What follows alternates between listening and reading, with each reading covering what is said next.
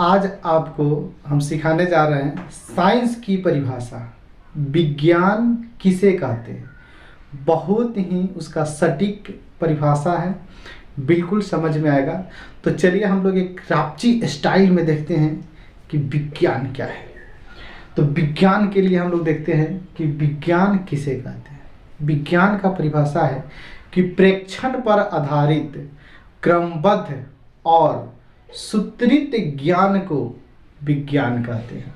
विज्ञान वह चीज़ है जिसमें प्रेक्षण हो, सूत्र हो, ज्ञान हो, ये सारी चीज़ें हो, उसे हम लोग विज्ञान कहते हैं। अंग्रेजी में इसका डिफिनीशन है कि what is science, systematics and formulated knowledge based on observation is called science.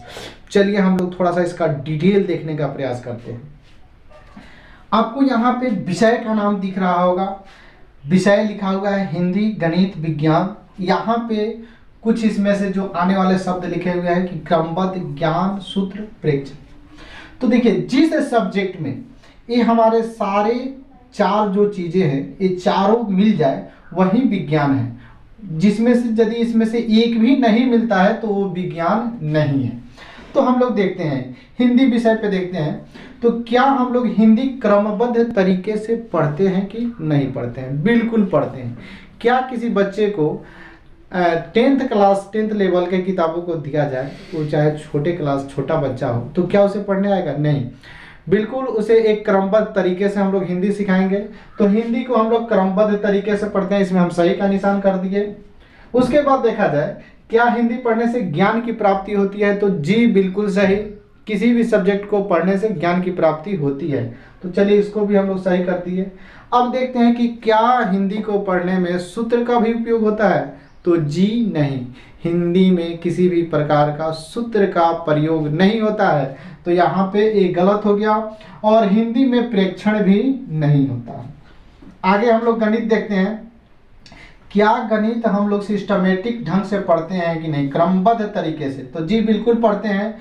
यदि गणित को पहले बच्चे को गिनती, पहाड़े, जोड़, घटाव वगैरह वगैरह सिखाते हुए आगे तक बढ़ाते हैं, तो बिल्कुल क्रमबद्ध तरीके से सीखते हैं।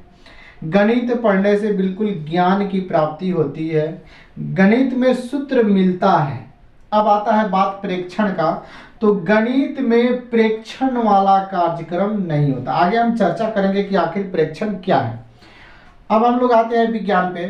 तो विज्ञान भी बिल्कुल हम लोग क्रमबद्ध तरीके से पढ़ते हैं। एक बैगे किसी बच्चे को ग्रेजुएट लेवल का विज्ञान दे दिया जाए तो उसे समझ में नहीं आएगा। इसके लिए भी क्लासेस 6 क्लास से बनाया गया है। तो चलिए विज्ञान क्रमबद्ध तरीके से पढ़ते हैं, ज्ञान की प्राप्ति होती ही है।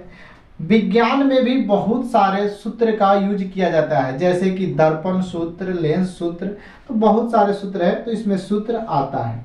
प्रेक्षण की बात करें तो प्रेक्षण का कार्यक्रम विज्ञान में ही होता है। कैसे? तो प्रेक्षण क्या है, यदि हमें दिखाना है कि वाष्प में, भाप में बल है कि नहीं, तो इसे दिखाने के लिए हम लोग प्रेक्षण से समझेंगे। यानी कि कोई बर्तन लाएंगे, उसमें पानी डालेंगे, फिर उसको एक ढक्कन से तोपेंगे, फिर उसे गर्म करेंगे पानी को, और जैसे ही पानी गर्म होगा, बुलबुला निकलेगा, भाप बनेगा, वो प्लेटों को अपने ऊपर से हटा देगा। तो यहाँ हमको पता लगेगा कि भाप में बल है, तभी तो प्लेट को हटा पा रहा है। तो इसको कहते हैं प्रेक्षण। तो इसमें क्या होता है कि प्रेक्षण होता है।